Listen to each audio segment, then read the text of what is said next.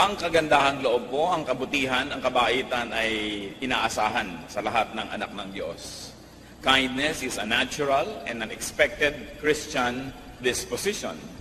Christians should be better off known for their love and kindness more than for just knowledge. Hindi sa pagmamaliit ng karunungan, subalit aanin ang karunungan kung hindi naman magandang loob ang marunong. 1 Corinthians 13 verse 8, where there is knowledge, it will pass away. And the same chapter in the Bible tells us that love is the most important of all. To be kind, to be good. Ang mga tao po, sinisikap na kilalanin ang kanilang sarili. They try to know their aptitude, their vital statistics, even their fortune. They try to know. Self-examination is indeed very important. Kaya kailangan nakikilala natin, Kristiyano ba ako? Hindi sa dami ng sa ulo kong verses, hindi sa dami ng mga alam kong mga katuruan, kundi gaano kabuti ang aking puso, gaano kaganda ang aking kalooban. Sa atin pong self-examination, ang pamagat ng ating pag-aaral ngayon, how to know if you are kind. Paano malalaman kung tayo po ba ay talagang mabuti. Aming Diyos, salamat po sapagkat kami tinipon ninyo sa maraming panahon na ito. Salamat po sa pagtuturo nyo sapagkat kayo ay mabuti, sapagkat kayo ay mabait sa amin. Patawarin nyo kami sa aming mga kasalanan. Linisin nyo po ang aming kalooban. Hugasan nyo kami ng dugo ng iyong anak na si Jesus at nang walang maging sagabal sa aming pag-aaral ngayon, pagtutuon ng pansin sa inyo. Bigyan nyo kami, Panginoon, ng isip na matalim, matalas, matabang lupa na tataniman ng iyong salita.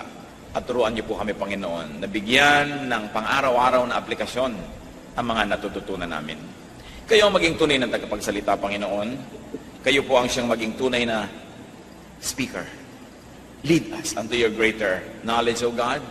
Hold us by the hand. Teach us your wisdom. Protect us from evil men and from evil spirits. May you also protect our loved ones who are not with us right now. May you protect this assembly from lies and falsehood. And may your truth prevail. Lead us, Father. Be the speaker. In the name of Jesus, your Son, our Lord and Savior, we pray. Amen. How to know if you are kind?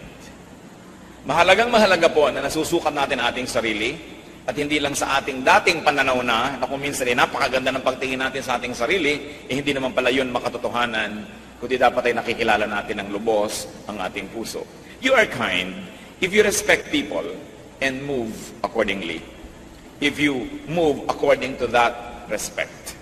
Dapat ang tao, kung siya'y tunay na mabait, siya'y magalang. Iginagalang niya ang kapwa, ang nararamdaman at ang dangal ng kanyang kapwa, lalo na ng mga kapwang tinutulungan niya, mga kapwang kayang-kaya niya kung kakayanin, mga kapwa na mas mahina kesa sa kanya. 1 Peter 2:17, show proper respect to everyone. Madaling igalang yung makapangyarihan dahil baka tayo may takot. Madaling igalang yung nagbibigay sa atin dahil tayo nakikinabang. Subalit paano natin itinatrato yung mas mahina kaysa sa atin, yung kayang-kaya natin kung gugustuhin natin. Romans 12:16, live in harmony with one another. Do not be proud, but be willing to associate with people of low position. Do not be conceited. Ubod ng linaw na itinuturo po ng Biblia na kailangang iginagalang ang lahat ng tao, lahat ng uri ng tao, kahit pa nga hindi sila kagalang-galang. Iginagalang natin maging ang hindi kagalang-galang dahil tayo ay magalang. At kung tayo po ay magalang, hindi binibigyan ng korte o hugis ng kaharap natin ang ating pagkilos. Our behavior is not dictated by the behavior of others. So we are respectful, not because people are respectable, but because we are respectful. At hindi dapat yun naiiba kahit sino ang kaharap. At huwag daw magmamataas at tayo maging handang makihalubilo sa anumang uri ng tao, siya man ay mababa sa pagtingin ng lipunan. You are kind if you commiserate with others in their sufferings. Kung tayo nakikiramay sa pagdurusa ng iba, ay mabuti ang ating loob. Hindi yung iba na natutuwa pa pag may napapahamak. At ito mga kapatid, isang test kung talagang mabuti ang ating puso, tinatablan tayo ng salita ng Diyos. Kahit yung taong inis na inis kayo, kahit yung taong galit kayo, kahit yung taong maraming masamang ginawa sa inyo, pag siya'y napapahamak, nasasaktan din kayo kahit malang bahagya. Yun ay isang magandang pagsukat kung tayo ay mabuting tao. Pero kung tuwang-tuwa ka at may napapahamak dahil galit ka sa Kanya, nasaan ang pag-ibig ni Kristo? Sabi, kung kayo ay magiging mga anak ng Diyos, dapat ay mahigitan ninyo ang mga hindi nananampalataya. At yung mga hindi mananampalataya, mabait sa kanila at masama sa kanila. Pero dahil ikaw ay anak ng Diyos, nakukuha mong maging mabuti kaysa sa hindi mabuti sa iyo. Kahit sa ganung mga tao. At ito po magandang test.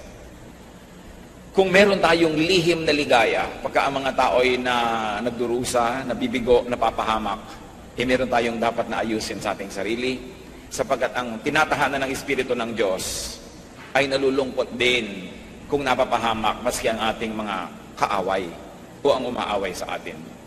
At sa pakikiramay po, there are different levels. It can be intellectual, it can be emotional, but very importantly, it must be physical, that you really get involved with the troubles of other people.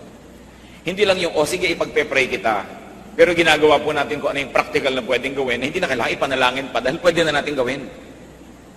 Nangangailangan halimbawa ng tulong ating kapwa, huwag na ipagpe-pray kita kung may maitutulong tayo.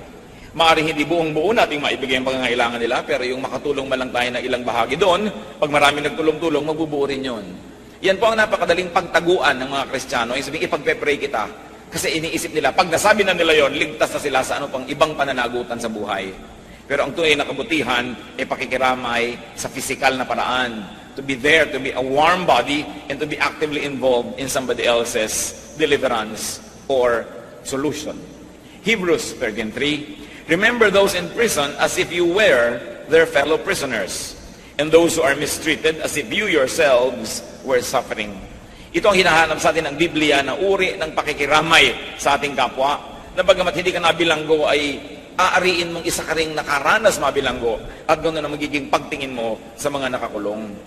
Na kung ikaw ay hindi man nakakaranas na maiwanan ng asawa o kaya ay mapagtaksilan o kaya ay masunugan ng bahay o malubog sa baha ang bahay, ay halos ganoon ng iyong nadarama at dinarama kung ang kapwa mo ay naralagay sa ganong kalagayan. Ang nagiging pagtulong tuloy, lubos. Marami pong uri ng pagtulong. Merong isang bagyo, nagpadala tayo ng konting damit, masaya na tayo. Nagpadala ka nagbigay ka sa mga tao ng tigi-tigisang bag na may bigas, may pagkain. Masaya ka na, nakatulong ka na. Isang kainan lang yun eh. Mamaya sa susunod na oras ng pagkain, wala na naman silang kakainin. Kung minsan po ay nagiging cosmetic, no? Yung nararamdaman ng tao na siya'y nakatulong na. Sapagkat akala natin, minsan lang tayo nag-abot, pwede na. Na meron tayong mga nangangailangang mga kapatiran, mga kamag-anak, mga kaibigan na minsan mong binigyan, naman nakapagbigay na ako, pass ka na sa ibang susunod. Pero ang need ng tao tuloy-tuloy, sunod-sunod. Kung ang tao ay nangangailangan ng gamot, na ibili mo ng gamot ng isang inuman, pero sa susunod, anong iinumin niya? Ang tunay po na may makagandahang loob, lubos ang pagdamay. Hindi na siya naglilibang-libangan at nag-aaliw-aliwan na nakatulong siya ng konti, pinalalaki na niya para huwag na siya mag-guilty pa sa kanyang paglimot sa darating ng mga araw. Kaya alalahanin ng tao na para bang yun mismo ang ating nararanasan. Yun ang nais ng Diyos sa makita sa kanyang mga anak. Ang tunay na mabuting tao naman ay nakikigalak, hindi lang nakikiramay. Kung dapat namang makigalak, makigalak. Nagtagumpay siya, naging honor graduate ang kanyang anak, makigalak. Hindi yung babaliwalain natin yung mga accomplishments ng ating kapwa. Ito po isang uri ng katigasan ng puso. Na merong naging magandang bahay ang iyong kapitbahay o kamag-anak, hindi mo man lang dalawin na sabihin, wow, ang ganda, parang ini-ignore mo lang. At kumisan maging sa mga Christian, may mga ganyan, nagkakainggitan. Nagpatayo ng church yung isang kongregasyon, yung kabilang kongregasyon, hindi pa nakakapagpatayo, ini-ignore. Binabaliwala. At sasabihin pa, materialistic kasi sila. Wala silang alam kundi magpatayo ng building, ang yabang-yabang kasi nila. Nilalait pa nila yung na-accomplish ng kanilang kapatid. At kumisan pupunta ka sa church na ang ganda-ganda, worldly naman ang mga tao dito, kaya maganda eh. Yung bang, inggit ka kasi, no? At yan ay dapat tayo natutuwa, mga kapatiran natin, ibang churches, may magagandang churches. Salamat! Maganda, mabuti. Hindi yung hahanap ka ng kapintasan para lang libangin mo ang iyong sarili dahil iinggit ka pala. So, ang tunay na kagandahang loob, hindi lang nakikiramay sa kalungkutan, nakikigalak din sa kasiyahan ng kanyang kapwa, lalot kapatid sa Panginoon. Romans 12:15, rejoice with those who rejoice, mourn with those who mourn.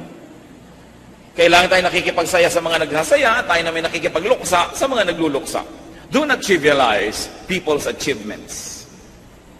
Na pagod yung kumare mo, kakukwento kung gaano kagaling sa eskwela yung kanyang anak, pinipilit mo na ang pag-usapan ay recipe, iba ka ng iba kasi yung anak mo hindi honor student. Kailangan, ina-appreciate mo yun kasi kagandahang loob ng Diyos yun na nadarama nila at siguradong sa'yo naman ay may ibang kagandahang loob ang Diyos, ibang uri, ibang hugis na maaaring hindi mo lang nakikita agad. Do not trivialize people's sorrow. Ito po ang isa sa mga pinaka-careless na ginagawa ng tao. Yung may lungkot na lungkot, sasabihin mo, I know how you feel. You don't know. Don't presume. And never tell people, oo, naranasan ko na yan, lilipas din yan. Parang binabaliwala mo yung kanyang kalungkutan. Kabiyuda-biyuda lang niya, kamamatay-matay lang nung asawa, iiyak-iyak mo. Makakalimutan mo rin yan. Ako nga, nakalimutan ka na rin. Nabiyuda na nga rin ako maraming beses. Parang binabaliwala mo yung nararanasan niya at the moment. You know what is reality, brothers and sisters? Reality is what everyone experiences. That is reality. Kung natatakot ang isang tao sa ipis, at ikaw naman kayang-kaya mong pagdudurugin ng sakong mo yung ipis, huwag mo sabihin, huwag kang matakot, ipis lang yan. Natatakot siya, yun ang realidad niya. Huwag mong i-impose sa kanya yung realidad mo. May mga tao na hihirapan ng loob pag umuupo sa likod ng kotse na dalawa lang ang pinto at wala siyang pinto kasi claustrophobic siya. Sabi mo, huwag kang maarte, umupo ka dyan. Sa nahihirapan ng loob niya. A person's reality is her reality. At dapat natin iginagalang yun na huwag kang matakot, baliwala yan. Yung nalulula siya sa aeroplano, pumikit ka, baliwala yan, arte-arte mo naman. Kasi pasalamat ka sa Diyos, hindi ka nalulula. Pero kung siya nalulula, realidad niya yon. And kindness, brothers and sisters, is not to trivialize people's worries. Huwag niyong mamaliitin ang minamalaki ng inyong kapwa. Kung isa sa mag-asawa, ganyan din yun eh. Yung tuwing anniversary, hindi mo na naalalang batiin, sumasama na ng loob. Yung anniversary lang eh, ano ba yan? Ginaganon mo, mahalaga sa kanya eh. At kung pinapahalagahan mo siya, pahahalagahan mo yung pinapahalagahan niya. Yan ang tunay na kabaitan. And of course, you are kind if you are helpful. Because kindness is not an idea. Kindness is not a noun, it should be a verb. Although technically, noun yan sa dictionary. Pero dapat yan, action. 1 Timothy 6:18, be generous and willing to share. So to share, and also to share in people's burdens and sufferings. You are kind, brother and sister, if you give to people. If you give more than you take from people, if you give as you take from people. Yan ang tunay na kabaitan. Hindi one-way street. Tayo ay nagbibigay, at tuwing kaya natin, hinihigitan natin ang pagbibigay kaysa sa paghingi. Hinihigitan natin ang paglalabas kaysa pagkuha. Yan ang tunay na kabaitan. Hindi na magbubuti ka lang doon sa makapangyarihan, sa mayaman, kasi may mapapala ka sa kanya. Ang tunay na kagandahang loob ay yung ginagawa mo sa taong hindi makagaganti, hindi makapagbabayad, hindi makapagsusukli man lang ng iyong kabutihan. Luke 14:12-14. Then Jesus said to his host, when you give a luncheon or dinner, do not invite your friends, your brothers or relatives, or your rich neighbors. If you do, they may invite you back, and so you will be repaid. But when you give a banquet, invite the poor, the crippled, the lame, the blind, and you will be blessed. Although they cannot repay you, you will be repaid at the resurrection of the righteous.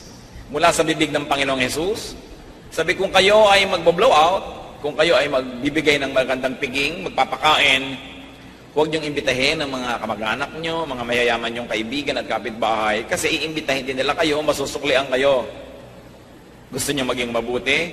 Maghanda kayo at pakainin ninyo ang mga kapuspalad, ang mga may sakit, ang mga kawawa. At di man kayo masuklian, kayo gagantimpalaan pagdating ng araw. Yun ang sinasabi ng Panginoong Jesus. Ngayon siguro, dahil marami naman sa atin, gusto natin talaga mag-party na nandiyan ang mga kaibigan natin at mga kamag-anak, gawin yung dalawa.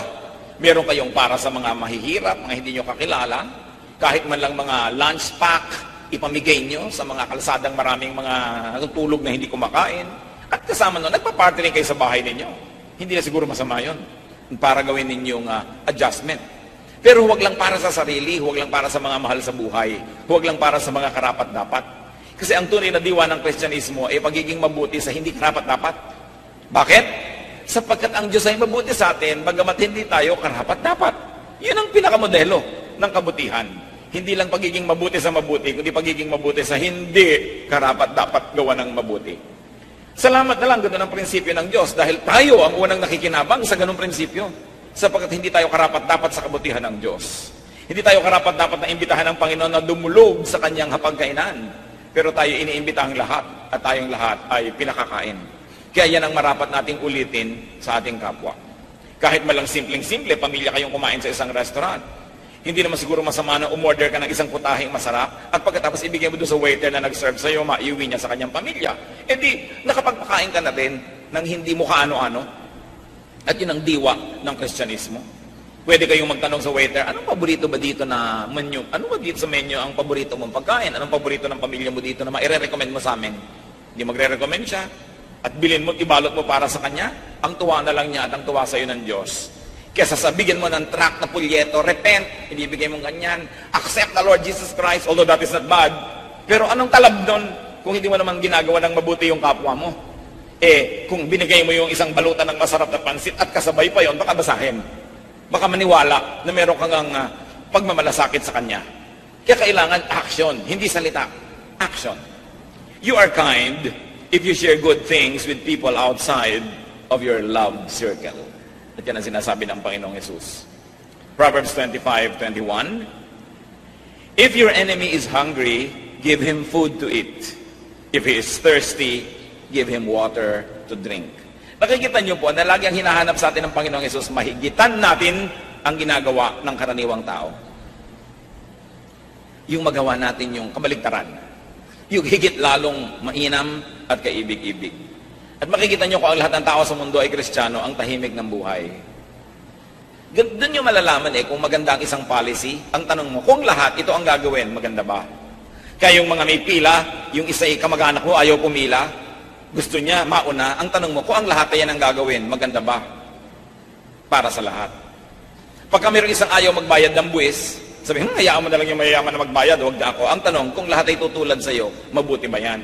Para sa ating lahat. Yun po ang pamantayan ng mabuti. Kasi mayroong mabuti para lang sa iyo pero hindi mabuti para sa lahat. Kaya ang itatanong mo, kung ginawa ng lahat ang ganyan, mabubuti ba tayo? At ganoon ang tinuturo ni Jesus. Kung lahat gagawin ng turo ni Jesus, tatahimik ang mundo. You are kind if you bless others with conscious commissions and conscious omissions. Yung iniisip mo, buo sa iyong loob, alam na alam mo, ginagawa mo ang isang bagay dahil mabuti para sa kanya. O kaya kapatid, alam na alam mo, pinipigil mong ang sarili mong gawin ang isang bagay dahil hindi makakabuti sa iyong kapwa pag ginawa mo yon. At ito ay kabutihan. Kabutihan na hindi aksidente, hindi tsamba-tsamba, talagang sinasadya. So nagpapasya ka, ano ba ang gagawin ko para makabuti sa aking kapwa? Ano ba ang hindi ko gagawin para mapabuti sa aking kapwa? Katulad kung nakikita nyo sa mga kapitbahayan, 99% sa Metro Manila, siksikan ng mga bahay. Bihira naman yung may mga lote, malalayo ang bahay mo sa iyong kapwa. Magpapatugtog ka ng pagkalakas-lakas na radyo. No, ano mangyayari? Narindi na yung kapitbahay mo. Magpaparty kayo dahil debut ng anak mo. Hanggang alas 2 ng umaga, nagkakantahan kayo ng mga sintonado ninyong mga karaoke. Parusa sa inyong kapwa. So ang tanong, itong ginagawa ko ba'y mabuti sa aking kapwa? Ang dami-dami na may mga OFW tatay, nagpadala ng radyo, nagpadala ng sound system para malaman ng lahat, kalakas-lakas magpatugtog. May mga batang nagigising, may mga may sakit na hindi na makatulog, nabubulahaw, may mga papasok sa opisina o sa pabrika na hindi na makatulog dalang ingay-ingay ng kapitbahay. Mabuti ba yun? Yan ay dapat natin pinag-iisip-isip. Isa sa mga bisyo ng ating lahi na hindi nakakatuwa, ang iingay. Pupunta ka sa isang tahimik na bundok sa paanan ng makiling para maligo sa batis, ang nadidinig mo mga radyong kelalakas. Hindi mo na marinig ang huni ng mga ibon o kaya ang mga tunog ng batis dahil ang ingay-ingay ng mga sound system ng mga nagpupunta dyan. Mabuti ba yan sa ating kapwa o hindi? So what do we commit and what do we omit? That is important when it comes to treating others as you would like to be treated. Kaya sabi sa Luke 6:31, do to others as you would have them do to you. Kung ano ang nais mong gawin ng iyong kapwa sa iyo, yun lang ang gawin mo sa kanya. Romans 14:13, make up your mind not to put any stumbling block or obstacle in your brother's way. Nakikita niyo po, conscious ito. Magpasya ka, pakaisip-isipin mo, tiyakin mo na ikaw ay nagpapasya na hindi mo haharangan ng iyong kapwa, na hindi mo siya bibigyan ng ikatitisod, hindi mo bibigyan ng balakid ang mga gusto niya at mga hangarin niya sa buhay. Mahalaga yung ginagawa natin yung ganyan. Ito napakasimpleng mga bagay, mga kapatid, pero ito ang hinahanap ng mga tao sa mga nagsasabing Kristiyano sila. At kadalasan, walang kapangyarihan ng ating pag-share sa kanila ng mga salita ng Diyos dahil hindi naman tayo kakitaan ng ganito mga simpleng bagay na dapat sana ibunga ng tunay na tinatablan ng salita ng Diyos. You are kind if you find joy in sharing and giving despite personal sacrifice. Nagsasakripisyo kayo. Tiniis yung hindi bilhin ang gusto nyong bilhin dahil kailangan ng kapatid nyo yung pera. Tiniis ninyo na hindi gawin ang nais yung gawin dahil may nangangailangan ng inyong panahon, ng inyong oras. Bagamat hindi kayo sobrang masaya na hindi nyo nagawa ang gusto nyo, pero may bahagi na inyong puso na nagagalak dahil nagawa nyo ang mabuti. At yan, kung nararamdaman natin mga kapatid, isang magandang senyales na mabuti ang ating puso. Alam niyo po, hindi lahat ng kay Kristo ay mabuti na yung puso niya. Kailangan niya laging inaayos, araw-araw, linggo-linggo, buwan-buwan, taon-taon, so that we are changed from glory to glory. Huwag tayong makontento sa antas, sa taas ng ating espiritualidad sa anumang panahon. Dapat lagi yan umaasenso because room for improvement is the biggest room in the world. At ang tunay na anak ng Diyos hindi nabobonsay sa isang maliit na platito. Kailangan siya nag-uugat, namumunga, lumalaki, namumulaklak, humahalimuyak, at nagkakaroon ng napakarami niya mga dahon. Ganun ang buhay espiritual na napapansin at pinaniniwalaan ng iba. Acts 20:35. In everything I did, I showed you that by this kind of hard work, we must help the weak. Remembering the words, the Lord Jesus himself said, it is more blessed to give than to receive. Kung mabuti ang ating puso, may kagalakan tayong nadarama, ting tayo ay nagbibigay. Pagamat may saya ka, kung ikay tumatanggap, pero mas malalim ang saya kung ikay nagbibigay. Ba't natin ito pinag-uusapan? Because we're doing self-examination. Kailangan naman malaman natin kung saan tayo nakatindig, saan tayo nakatayo, anong grade natin sa ating espiritualidad. 2 Corinthians 8:1-3. And now, brothers, we want you to know about the grace that God has given the Macedonian churches. Out of the most severe trial, their overflowing joy and their extreme poverty welled up in rich generosity. For I testify that they gave as much as they were able and even beyond their ability. Sino po ang pinupuri dito? Yung Macedonian church, na bagamat napakaraming mga hikahos na miyembro, at yung church ay hindi mo matatawag na isang mayaman na church, pero sa pagbibigay sa ibang churches, sa pangangailangan ng ibang kapatiran sa ibang lugar, ay hindi sila napadadaig kanino man. At kahit na sa kanilang kasalatan, sila po ay nakukuha nila na magbigay pa sa pangangailangan ng iba. At hanggang ngayon, pinag-uusapan natin yung mga Macedonians na ito, na isang patunay na nagkaroon ng pagbabago ang kanilang kalooban, na bagamat sila may pangangailangan, di nila tinatalikuran ng pananagutan na maging matulungin sa kapwa. Alam niyo po yung kasalatan, hindi yan excuse para hindi ka tumulong. Kung minsan nga, baka kaya ka nananatiling salat, mahirap, kapos, kasi makunat ka. Kasi ayaw mo magbigay. Siyempre, hindi ka nagtatanim, paano ka aani? Napakasimple naman ng mechanics niyan eh. Kung ano itinanim, inaani. Hindi ka nagtanim, anong aanihin mo sa buhay? Kaya pag itinuduro ito, katulad ng mga taong si Pablo, alam na alam niya yung magiging bunga kung bukas ang ating kapalad at tayo mapagbigay sa ating kapwa kahit tayo ay hindi mayaman. Kahit mga tayo ay may mga kagipitan. Hindi yan excuse. Nobody is excused from being good, from being kind, and being supportive of the work of the Lord. Dahil sana nagbibigay ka sa Satanas, lugi ka. Nagbibigay ka kung kanino lang, pero kung nagbibigay ka sa Panginoon, sa kanyang mga anak, na inaari ng Diyos, kung ano man ang ginawa sa kanyang mga anak, ay ginawa sa kanya, paano ka malulugi? It's a very simple secret of prosperity to always be giving. You are kind if you do not exploit, nor take advantage of people's weaknesses. Ang mga tao po, dumarating ang panahon na sila'y mahina, kayang-kaya nating maniobrahin. Kung minsan may iba silang tinutuunan ng pansin, hindi napapansin ang ginagawa natin, pwede nating dayain, pwede nating kupitan, pwede nating nakawan. Pwede natin silang gamitin nang wala silang kamalay-malay. Pwede natin silang utuin. Pwede natin silang bigyan ng mga kung ano-anong mga pambulag para natin sila mapakinabangan. Pero ang anak ng Diyos, oras na nakita niya yung moment of weakness, hindi niya yun sinasamantala. Katulad sa Biblia, yung mga tao, nakita nila ang kanilang magulang na hubad, di ba't naparusahan? Kasi pinagsamantalahan nila yung pagiging tulog ng tao, lasing pa nga, hindi nila iginalang, tiningnan nila ang pagkakahubad na parusahan. Kasi ang taong tulog, maski pa nga dahil lasing, lalo mong dapat igalang. Yung hindi niya papayagan na gawin mo sa kanya o sa kanyang presensya kung siya'y gising, huwag mo rin gawin kung siya'y tulog. Kailangan ginagalang mo ang iyong kapwa. Yung may cellphone ng iyong kapwa, pinapakialaman mo, tinitingnan mo kung sinong kausap, anong pinag-uusapan, hindi dapat ginagawa. Pero siguro kung asawa kayo at meron kayong konting duda na napagtataksilan kayo, meron kayong konting excuse. Why? Because you are one. Kasi kayo'y isa. Kung siya'y napahamak, damay ka rin. Pero yung kaibigan mo lang, kahit pa nga kasintahan mo, hindi mo dapat ginagawa yun kasi hindi pa kayo mag-asawa. You respect people's privacy. And not being able to defend their secrets is a form of weakness. Hindi mo dapat sinasamantala yun.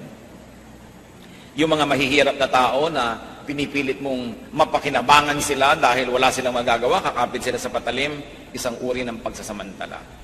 At ganoon din yung pagpapautang ng sobrang laki ng tubo, yan ay pagsasamantala sa kahinaan ng kapwa.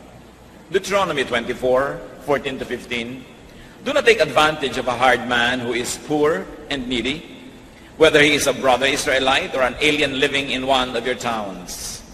Pay him his wages each day before sunset, because he is poor and is counting on it.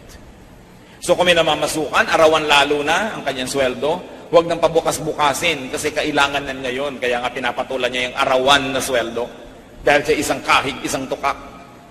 Hindi na alam ng mga kabataan niya isang kahig, isang tukak kasi ang manok na nakikita nila nasa freezer na lang ng mga supermarket.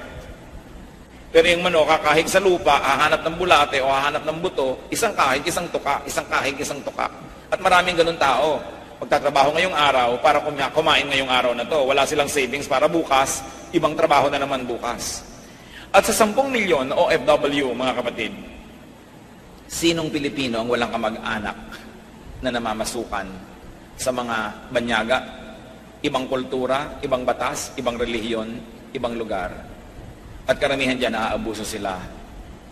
Lalong-lalo na tayong may mga kamag-anak na OFW, lalong-lalong hindi tayo dapat maging matapobre. Kasi yung mga kamag-anak natin, kadalasan abroad, sila yung minamata. So bakit mo gagawin sa kapwa mo yung ayaw mong ginagawa sa tatay mo, sa kamag-anak mo, sa tiyo mo, sa nanay mo, sa ate mo? Kinakawa-kawawa. Yung pinagtatawanan mo yung mga baduy, pinagtatawanan mo yung mga pangit na mga suot. Ganun din ang ginagawa ng mga nasa abroad sa maraming mga Pilipinan na domestic helper. Ng mga amo nilang Arabo na sinasampal-sampal sila ng planchang mainit. Diba? Kung ikaw lalo na may tatay na OFW, dapat napaka-polite mo sa mga tsuper ng taxi, sa mga driver ng kung sino-sino, dahil baka driver yung tatay mo abroad. No? Lalong hindi ka dapat maging mapagmataas. Higit kanino man ang lahi natin dapat ang mapagpakumbaba, dahil tayo ang nakakaranas ng inaapi eh. Alam mo dapat ang nararamdaman nun, kaya dapat walang Pilipinong mapangapi. Pero naku, marami mga OFW families, kaya yabang. Kahit baba ng kisame ng kanilang bungalow, meron pang chandelier na kakaumpog-umpog tuloy. Yung arte-arte, ang yabang-yabang pag mga nasa eskwelahan, ng mga telepono, ang mga cellphone, ang mga ayos, samantalang ang tinitiis na hirap ng kanilang mga kamag-anak na nagpapadala ng pera. Kung merong lahi na dapat mababang loob tayong unang-una, dahil alam natin ang ibig sabihin ng kabiguan, alam natin ang ibig sabihin ng kahirapan, ng kasalatan, ng maapi, ng malagay sa panganib ng walang kalaban-laban. Kaya dapat yung kabutihang loob na yun sa ating unang-unang nakikita. Dahil hindi na kailangan ipaliwanag, naiintindihan natin yan sa ating mga pang-araw-araw na karanasan. Proverbs 22:22, do not exploit the poor because they are poor, and do not crush the needy in court. Wala nang ang laban, kakawawain mo pa.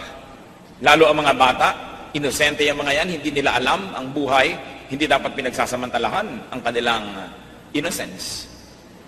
Lalo na ang mga may sakit, na kung minsan, yung may mga kapansanan, lagi yung mga pinagtatawanan sa mga programa sa TV, ginagawang comedy, ang kanilang mga paghihirap ng loob at hirap ng katawan, hindi tayo dapat nakikitawa sa ganong mga kabaliwan.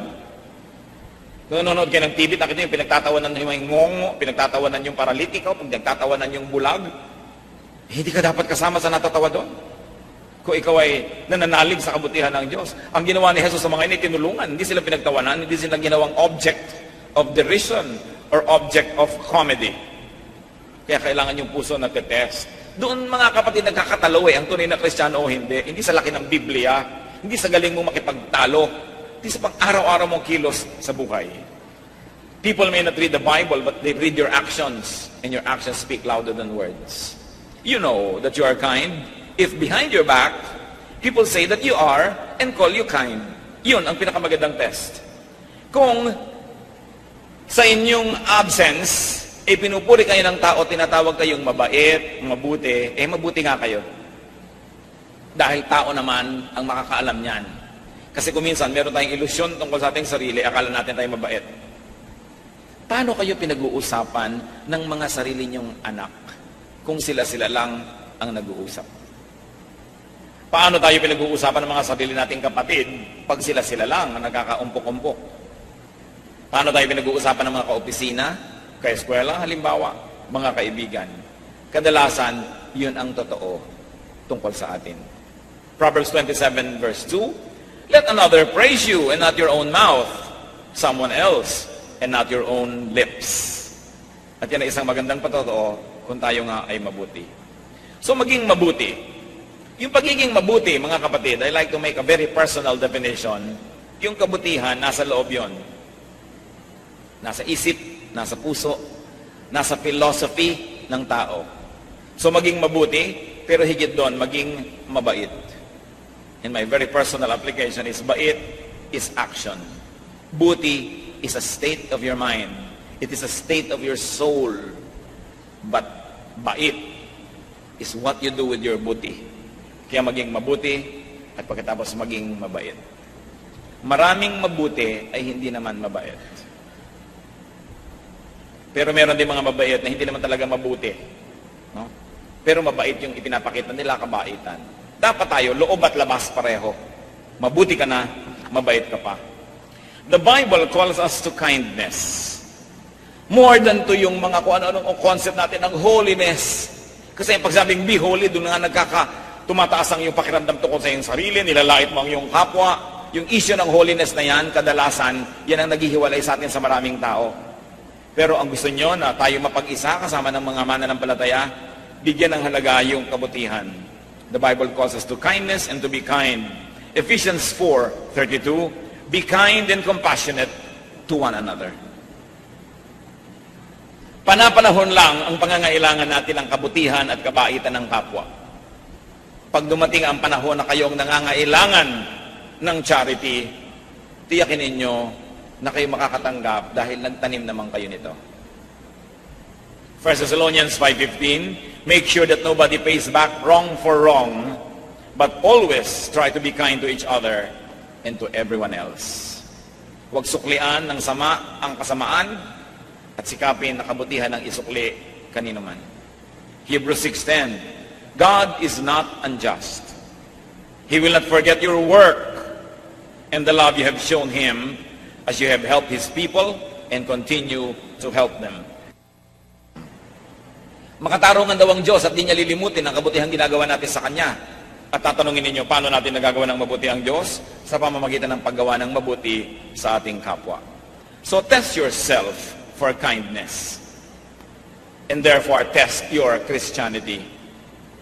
The test of the pudding is in the eating. Ang tunay na pagsubok at pagsukat sa pagiging Kristiyano ay sa pinaggagawa natin araw-araw sa mga maliliit na bagay.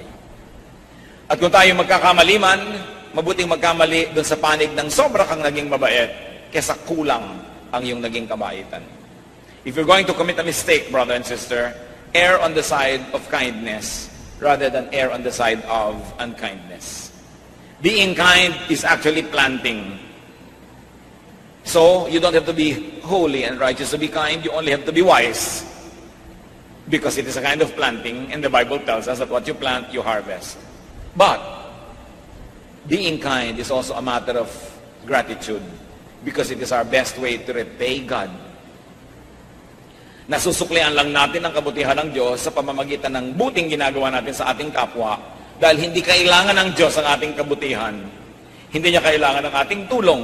Pero paano natin siya matutulungan? Sa pagtulong sa kapwa. Hindi kailangan ng Diyos na bigyan natin siya. So paano natin siya mabibigyan? Sa pagbibigay sa ating kapwa. At lalong-lalo namang hindi kailangan ng Diyos sa ating patawad. Pero nagagawa natin yun kung pinapatawad natin ang ating kapwa. Inaari ng Diyos na siya rin ang ginagawa natin ng mabuti. So to be kind to others is not only to be kind to others, it is also to be kind to yourself. Because whatever you do, it will go back to you. God is kind to us. There is no reason why we cannot be kind to others. So be like God, be godlike, be godly. And it only means be kind. Napakabuti, napakabait ng Diyos. Kindness is a sure debt payment. Pambayad sa utang natin sa Diyos, and it's also a sure investment. Because God is just. He always punishes evil and rewards good. Nagpapasalamat kami sa iyo aming Diyos dahil maaari kami magbulay-bulay at pag-isip-isipan ng mga parang kung minsan ay hindi na namin nabibigyan ng pansin dahil hindi naman urgent. Pero napakahalaga ang kalagayan ng aming puso, ang aming kindness. Una, Lord, salamat po. Salamat sa pagbibigay niyo ng mga taong mabuti sa amin. Salamat, O Diyos, dahil pwede kaming magkaroon ng self-examination. Maaari naming suriin ang aming sarili sa liwanag na iyong salita. Turuan mo kami, Lord, na hindi lang maging mabait at mabuti, kundi payagan din namin ang aming kapwa na maging mabait at mabuti sa amin. Payagan din namin ang aming kapwa na maging mabait at mabuti sa ibang tao. Kung may pinipigil kami ng mga taong malapit sa amin, pinipigil namin maging mabuti sila sa iba. Turuan mo kami, Lord, na huwag maging hadlang sa paggawa ng kabutihan ng aming kapwa. Huwag din kaming maging hadlang upang tumanggap ng kabutihan ng iba sa aming paligid. Siyasatin niyo ang aming puso, Panginoon, na maging totoo sa aming pang-araw-araw na buhay ang lahat ng magagandang salitang aming pinag-aaralan na dirinig.